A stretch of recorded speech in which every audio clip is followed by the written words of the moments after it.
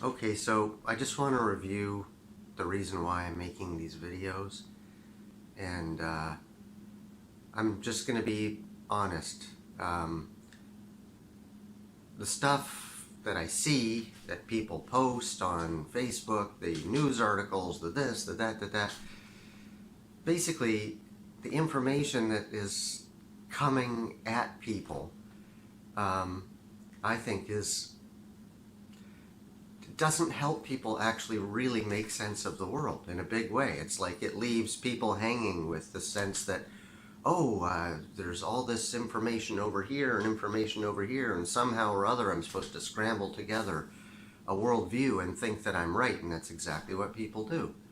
They look for kind of information that either confirms the worldview that they already have, or they seek information to try to develop a worldview, and God help them, because it's there's a lot of misinformation. And to be honest, like, do you or I really know that the information that we have is correct? And so, you know, this is why, there's an important, really, really important discussion to have about truth and about meaning and about the overall direction of societies. And so I think, people get caught up in the minutiae of it all. And so this is a step back and looking at things in terms of fundamental forces that are at operation and that have always been in operation, in not just in human life, but in life period.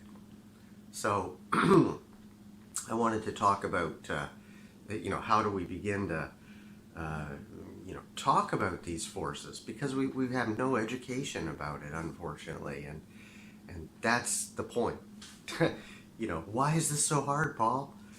It's because we have no education about it. We have education about information, that's what we call an education, is some kind of an amassing of information and historical stuff that gives the cultural perspective, and then we end up just being a person, incapable.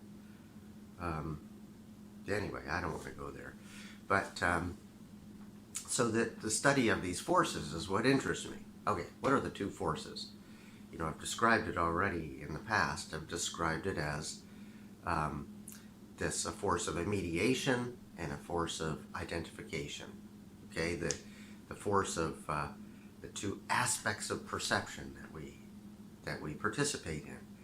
One towards this sense of the immediate world, the uninterpreted reality, unnamed, and the other is in this interpreted reality, the one that is named and where we judge things and so on.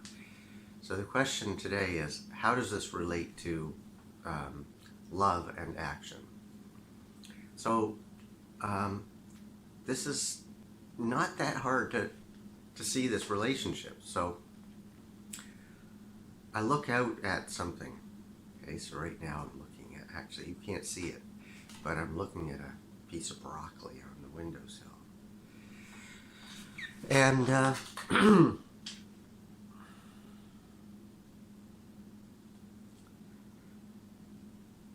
as I'm looking at this, I'm not judging it. Okay, so this is like, there's a kind of gradations. At first I'm looking at it and, quickly, and I say, oh, that's a piece of broccoli. But now I'm actually trying to look at it. And I'm not looking at it as a piece of broccoli. I'm looking at it as something, as an impression of life, and begin to see, as this movement toward broccoli fades away, and it becomes sensitive to the shape and the outlines and the rays of the sun as they're hitting it. I mean, it's really quite beautiful. So we all have moments like this. I've talked about this before. This is a moment of complete appreciation. You see, as I'm looking at it as a piece of broccoli, I'm thinking, oh, I'm going to chop that up, and what kind of sauce am I going to add on it? Stir fry it with some garlic and stuff like this. That's the realm of action. That's the realm of looking at something, judging it, and wanting to make use of it. Just looking at it is in the direction of appreciation.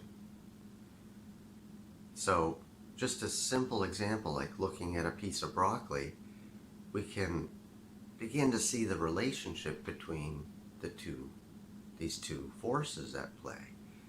One force is toward judgment. And why do I need to judge it? Because judgment is ultimately about making use of something. I'm going to go into a little bit a better or more detailed example about that. Judgment is about making use and about having some action.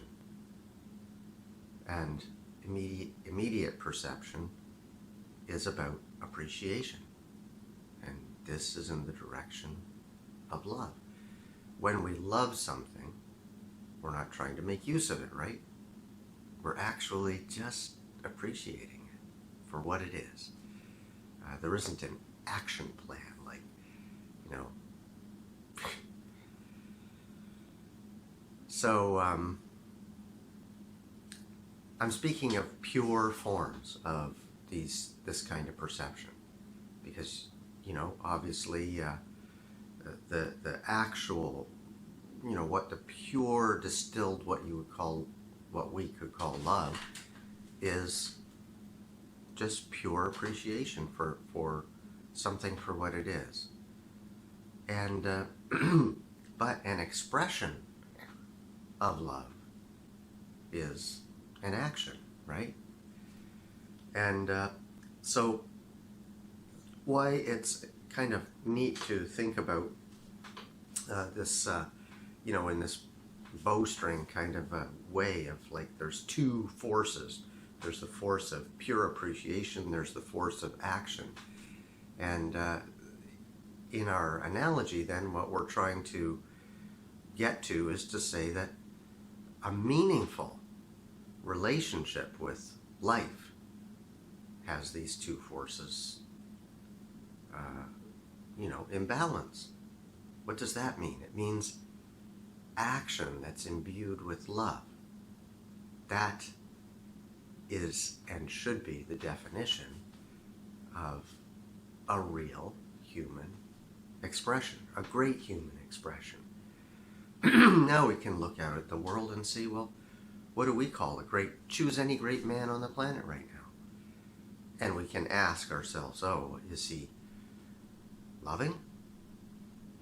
You know. In a rightly organized society, people would never get into power. There would be no such thing as a powerful, you know, someone who was in a position of power that didn't have these two aspects developed, because we would have an image of what a great human being might be. A great human being might be somebody who has the ability to bring love and action into some kind of a balance. To have only action, we'll get into that, right? We'll get into the question of why judgment even leads to delusion, and why evil is at the end of the bowstring related to judgment. And so these two forces, it's going to take a while. It's going to take a while to see that these two forces can be described as love, as action, as mediation, as judgment, as differentiation and unity. But fundamentally, there's one conversation. And you change the language a bit and you can approach different kinds of questions with this. But it's a very, as I've said in the past, it's self-discoverable. This isn't a kind of philosophy that someone in some other country or some ancient time couldn't have developed based on the experience of looking at life and recognizing that there is the two forces.